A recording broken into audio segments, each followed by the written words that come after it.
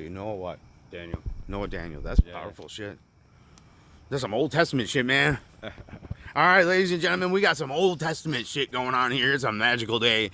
And this is Captain Starchild of the Galactic Federation of Light with another chapter of my soon-to-be-released mega blockbuster Hollywood worldwide global feature film adventure called The Adventures of Captain Starchild and the Never Maybe Crew. Coming soon to theaters near you. And I'd like to introduce you to a cool person I met today that changed my life with very simple acts of kindness to me. And that affected me so profoundly.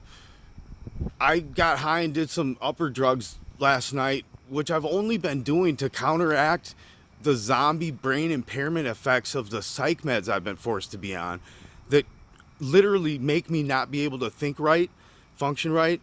The psych meds shut off the frontal lobe of the brain, which is the creative thinking, the intuitional, the problem solving, the decision making region of the brain.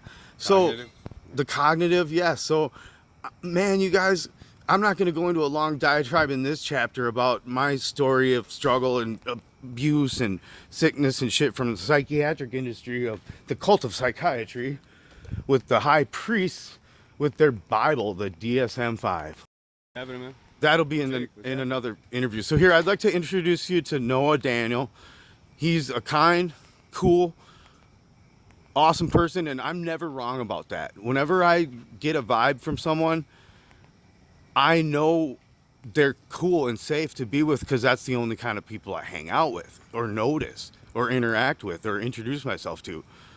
I meet people by vibe, and I spot someone, and I can tell from the way they dress, the way their skin is, the way they take care of themselves, the way they look, the way they walk, the way they talk, the language they use. I can tell right away within about a minute or two with a person, sometimes within 10 seconds. I can tell if that's a good person for me to interact with or if that's someone to stay away from. And let me tell you something.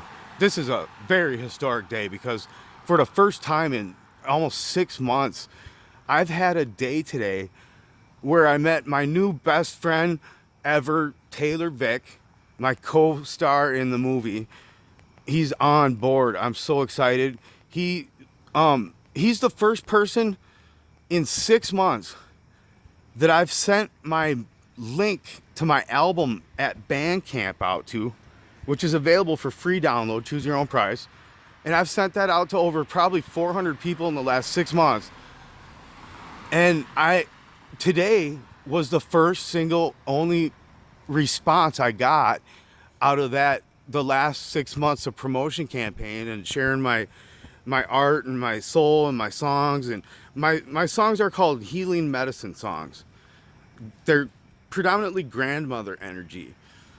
They're coming from a very fucked up, abused, hurt, but peaceful, kind, loving, compassionate, committed to nonviolent person who is a survivor. I'll just leave it at that. I'm a survivor, and I'm proud of that, and I wear my badge, and I'm not afraid to talk about what hurt me.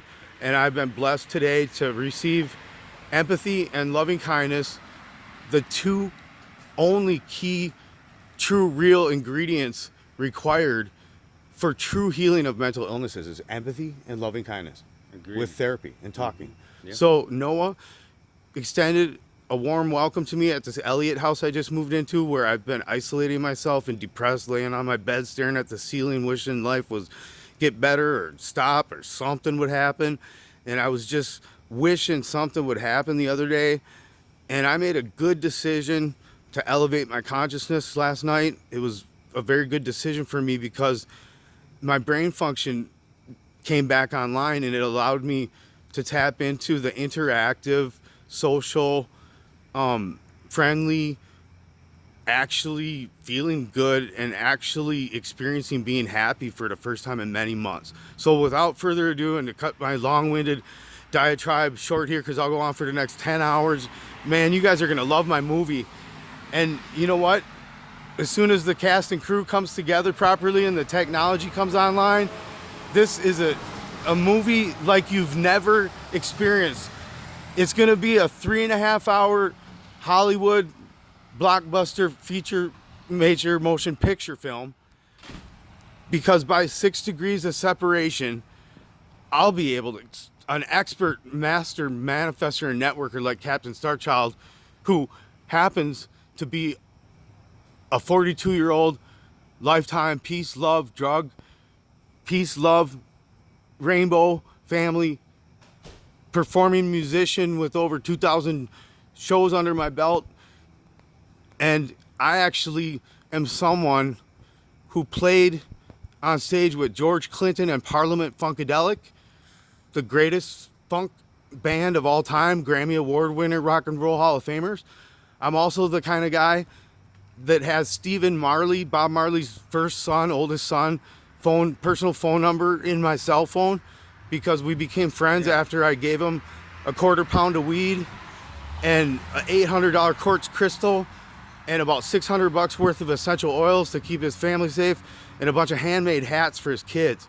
And I was the only male they allowed backstage that night to visit and do a quick meet greet with Stephen Marley.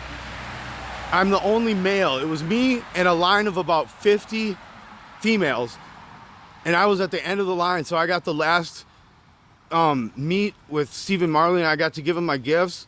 His tour manager, Birdie, gave me his phone number. It was such an honor. I got a call later that evening when I was in bed at about 5 in the morning. He's like, I can barely understand Birdie, his Jamaican accent is so thick. But what he told me was, what's up, Starchild? Thanks again for the gift and for setting us up with the ganja. You're a cool dude, something like that. He just wanted to call and thank me again. Wow. And I talked to him a couple months ago, Birdie. He doesn't really now remember, but once I started talking about ganja, he was right on the page with me. Yeah. He was asking me to hook him up with pounds. Damn. Dude. I'm not in the game like that anymore. That's fucking sweet. I lost my plug. I got robbed for the second time from my lifelong friend. One of the best plugs, weed man that ever was in my life. Literally the #1 dude ever in my life. Where he would just come and bring me 2 pounds. Yeah. I owe him $3,000. He could give me 6 months to sell it all. Holy shit, dude. And when I got into business with him like 8 years ago, this is a cool story for the movie. Do you mind if I tell it? Charles Call. I miss you. Calling out to Charles Call. We will definitely do a chapter in the movie of tracking down Sir Charles Call and seeing what the fuck that crazy, awesome, beautiful rainbow man, entrepreneur, weed man, medicine man is up to, because he's straight up fell off the fucking cliff and I haven't heard from him in over 6 months, and I miss him. I hate it when lifelong friends of mine ghost me and cut me off. Yeah. And don't have any communication or respond to any messages. It really offends me and hurts me. Another one, Stacy Red Star Miller. Yeah. In my manic episode, I had a drug-induced, meth-induced, sleep debt-induced manic episode in February, the end of February. Yeah. It was going on for about 2 months. I was so 100% whacked out, paranoid, delusional, psychotic. I fully believed that I was literally the creator of the entire everything in the universe, and it was all owned by me, and that everyone needed to send me all their money, take me wherever I needed to go, bring me whatever I needed, because it was mine in the first place, and I made death threats, and that's what notified the authorities and shit. They all got worried about me. Yeah. Well, so I had another very extremely dehumanizing, traumatic, abusive, violent, psychotic experience, because when the cops got there, they're the ones who were being psychotic, man. Yeah, Dude, totally. He tricked me into opening the door. This one specialist on the Minneapolis MPD who came over like the month before with a crew of like 12 people. Wow. When I was simply reporting an assault that happened to me. Wow. But because I was in a state of agitation, elevated, expanded, yeah, I was considered to be having a mental illness episode that required forced hospitalization and forced medication. So this has happened to me like 15 times in the last 10 years. So they basically, you have no choice but to open the door. There's 6, 8 cops out in your hallway. They say if you don't fucking open your door, we're gonna cut it open and come in and get you. Who made the report? Did you make the report? You. I've never reported on myself. Okay. Hell no. No, man. I would how did absolutely they never, for any possible, Yeah. fathomable reason, ever voluntarily check myself into one of those abuse centers.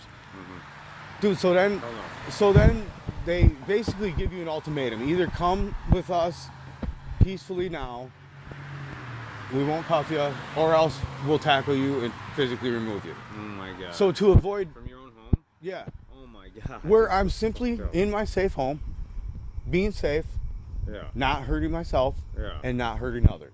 What the fuck? And Who I was made the told, call? I was told by the fucking goddamn county healthcare team that was assigned to me, the ACT team it's called. Yeah. We had an agreement after 2 years of working with my case manager, Sadie, goddamn McKinley or whatever her name was. She was a beautiful, cool person I'm listening. who's totally deluded, knows nothing about helping mental health. You know anyone here? Huh? Do I know anything? Do you know anyone here?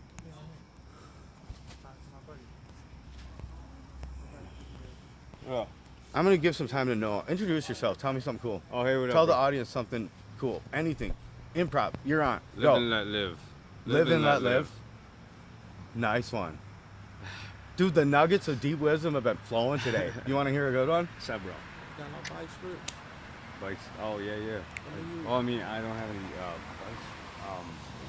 Yeah, I got some flyers. Live and let live. Yeah, yeah. Hell Do you think there is any type of crime or offense that is worthy of an execution sentence? How do you feel about that? Say it again. Do you believe in the death penalty being a justified justice for reprehensible crimes, violent crimes, murders, rapes, Yeah. mass executions? I think certain people should be put down, yeah. Like, I was glad that they put down that Dylan Roof, the dude who shot up the black church down in South Carolina. Fuck yeah, dude.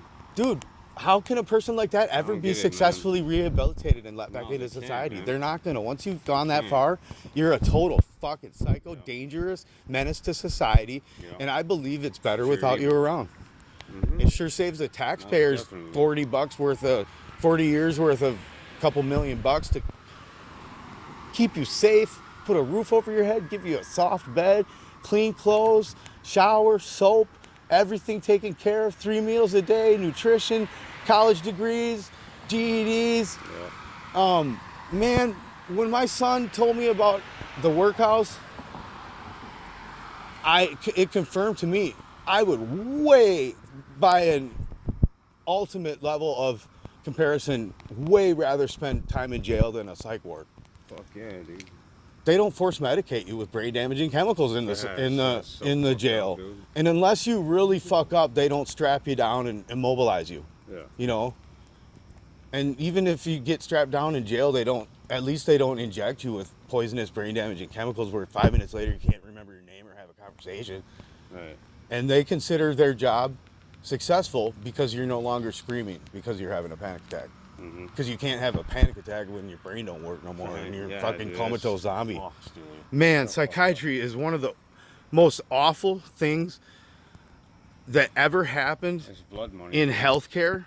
It's blood money and the literal Sorcery. scientifically proven and only true scientifically Subjugation. proven fact of the matter about psychiatry, as confirmed and taught to me by Dr. Peter Bregan, who never uses drugs. The only scientific truth of psychiatry is that all psych meds harm people and have no therapeutic benefits whatsoever to help in the healing process of mental illnesses. So I've been I'll be right back, bro. all right, bro. I'll be right back. I'm gonna end this chapter there.